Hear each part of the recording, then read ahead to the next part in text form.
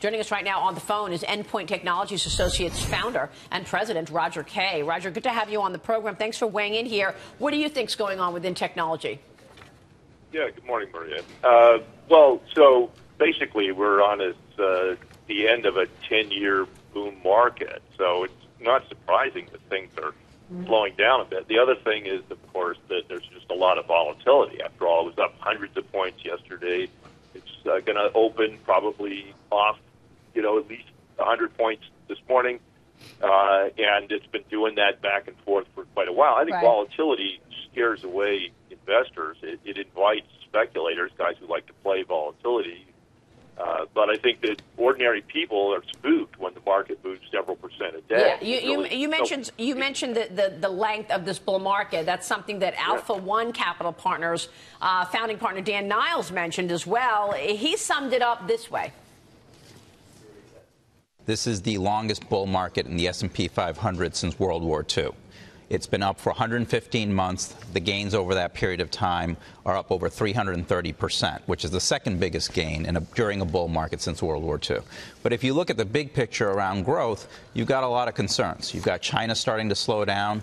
Auto sales in China went from being up 15% year over year in April to down 10% in the most recent month. That's a pretty big change. You've got concerns over Italy and Brexit in Europe. And in the U.S., interest rates are going up. They're at the highest levels in 7 years. What you've seen in general during this earnings season, with Boeing being a pretty big exception, is that a lot of companies are guiding much lower.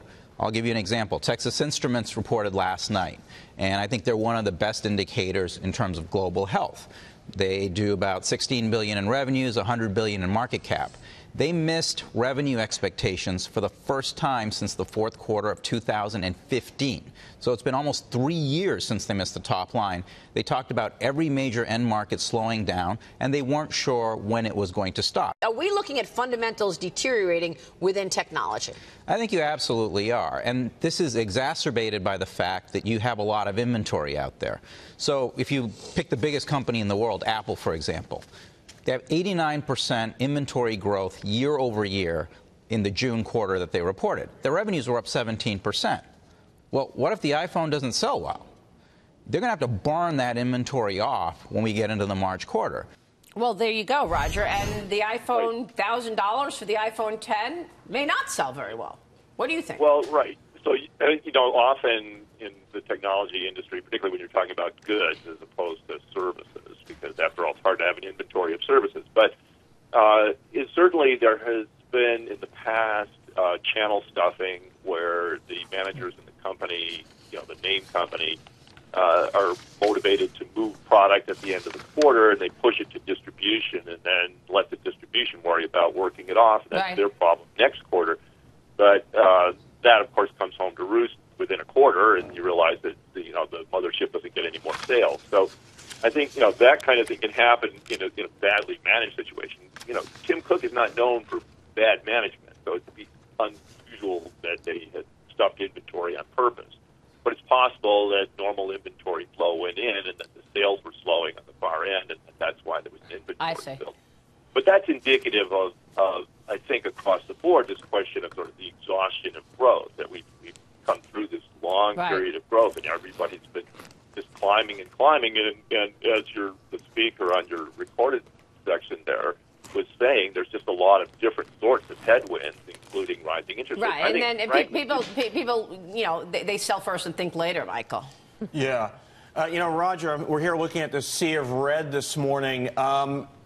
Maybe lost in the clouds here is Intel, which had a rough quarter last time around with their core business and didn't quite do what they wanted to do in the data room, so to speak.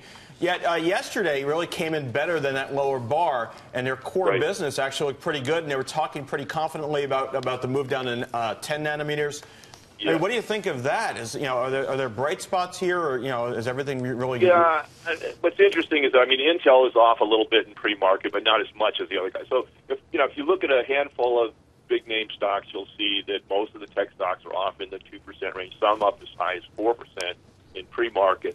But Intel is only a slight decline, and I think that reflects the positive attitude that Intel may have been getting its act together with respect to the process node technology. So what's interesting is that the TSMC, the other side of the shop, the non-Intel part of the silicon industry, is already basically talking about 7 nanometer. But what's interesting is that if you look at transistor densities rather than the sort of gate width, which is what the nanometers are measuring, it turns out that Intel's 10 is kind of similar to TSMC's 7. And so that actually that puts Intel not as far behind as people had thought they were. So if they pull it together on their 10, they're kind of in the game against TSMC's 7, and that's good news for them. So I think people are interpreting that, and conversely, they're interpreting the AMD side of that as negative. So, Roger, what could turn this group around? What could get the tech stocks going again? I don't know, finding another planet to colonize? There's got to be some way to get more growth out of this.